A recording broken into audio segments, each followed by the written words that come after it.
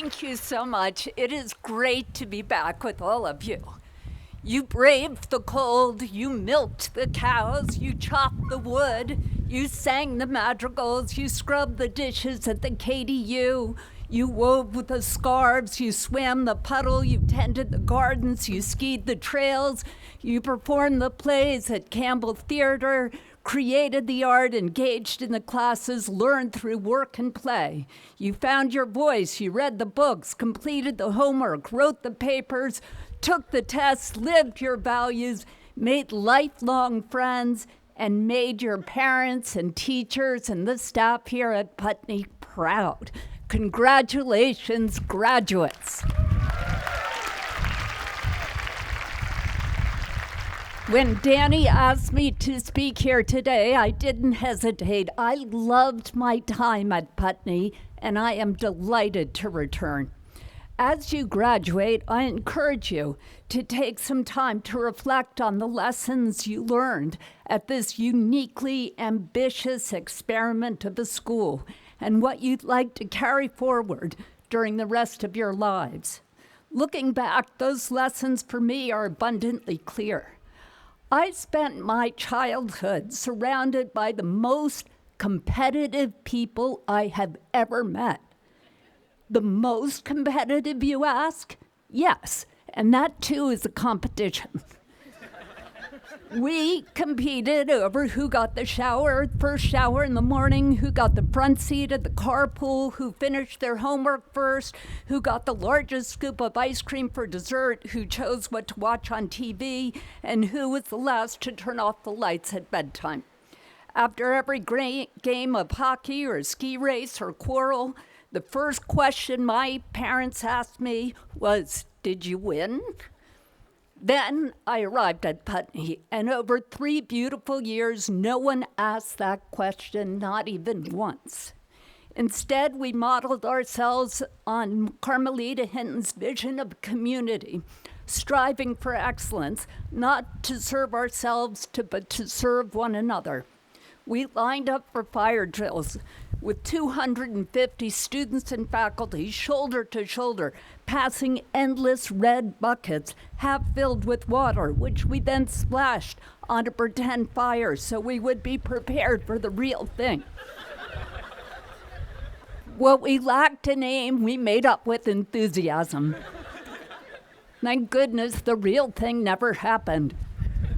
Scores of juniors spent spring semester learning everything there was to know about graduating seniors and then painted the most extraordinarily beautiful diplomas celebrating this magical place.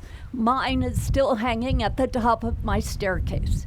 We rose midwinter at 20 below, well before the crack of dawn, to milk cows and shovel manure so that our farm would be self-sufficient.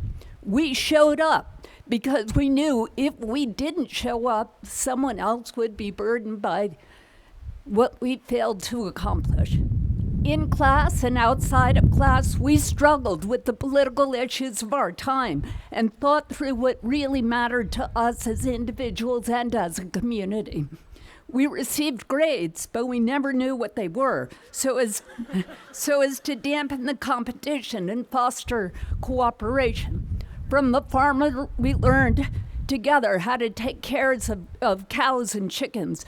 From the carpenter, we learned how to build a dorm together. From the cook, we learned how to bake bread together. From our hockey coach, we learned how to trust one another.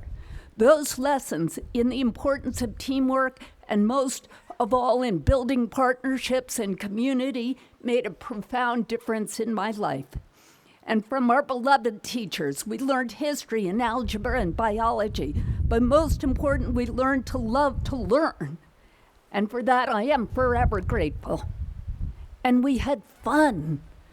We loved hiking Putney Mountain and swimming at local waterfalls and making up new lyrics to our favorite songs about antics we had done and singing and dancing and playing with one another. In short, embracing a deep and abiding sense of joy. That profound joy, I think, helped pull us through the tougher times. Putney was high school, and none of us were spared from the realities of life around us. Two of my best friends were brutally sexually assaulted on a weekend jaunt to New York City. Another friend who was gay and still in the closet because of the bias against sexual minorities was one of the first Americans to die from HIV/AIDS. Both traumas left me yearning for justice, and both left me grateful to be in a community where the commitment to social justice was wide and deep.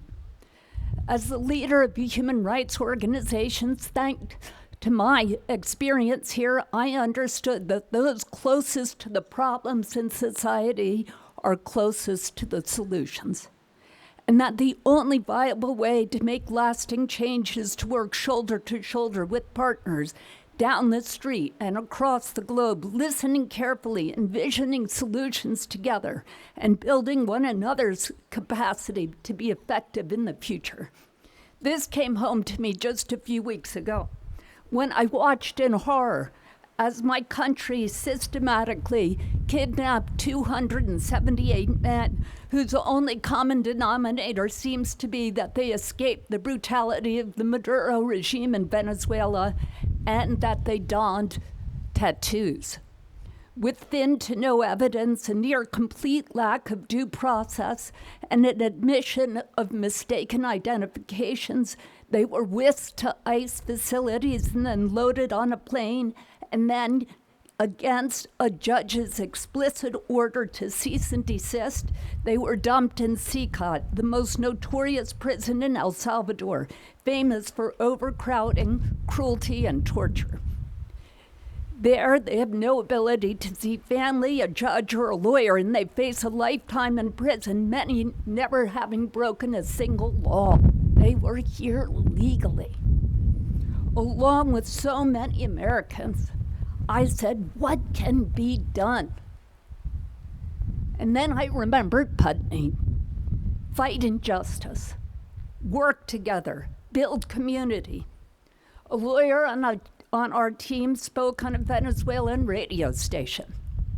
After that, a dozen families of detainees reached out to our offices. We called colleague organizations and created a coalition, with each organization taking on as many detainees as they could handle. Next, we reached out to the leading human rights organizations and prisoners' rights organizations in El Salvador. They said, come see for yourselves. So we went to San Salvador.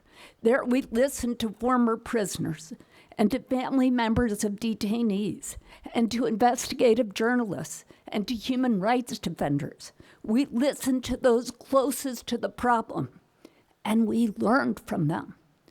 When we held a press conference, the police raided it and tried to shut us down. But our partners were unfazed, and we continued to enumerate the violations of domestic and international law committed by both the American administration and El Salvador's Bukele regime. We are now bringing a case on behalf of our clients before the Inter-American Court for Human Rights. The Inter-American Court is a Supreme Court that sits above all the Supreme Courts in Latin America. At any given time, RFK Human Rights has about 35 cases before the Inter-American Court and its sister court, the African Court for Human and People's Rights. We have never lost a case, and we do not intend to lose this one.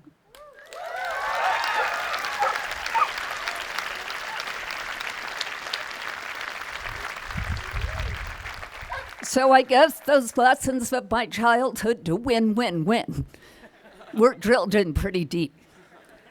But they were tempered by the profound lessons in building community and the pursuit of justice that I learned right here, and the all-important lesson to hold two opposing thoughts in one's head at the same time and choose not one or the other, but both. Build community and win. Of course, not all of you will lead human rights organizations, but you know from your experience here at Putney that you can each make a profound difference for your communities and for the world. The difference comes from every act of decency and kindness, from taking a stand where you see injustice, and most of all, from seeing and treating every person as someone who deserves care and respect, regardless of who they are, where they come from, or what their status is. That is part of what you learned on this hilltop, and it will stay with you for all of your lives. So as you leave here today, seek excellence, keep learning, build community, find your purpose, take action, serve others, embrace dialectic thinking, fill your life with joy, and also win. And I would like to end with these words from Langston Hughes. He wrote, "Let America be America again, the land that never has been yet, and yet must be, the land where everyone is free, the land that's mine, the poor man's, Indians, Negroes, me, who made America, whose sweat and blood, whose faith and pain, whose hand at the foundry, whose plow in the rain, must bring back our mighty dream again. We, the people, must redeem our land, the mines, the plants, the rivers, the mountains, and the endless plain, all the stretch of these great green states, and make America, America again."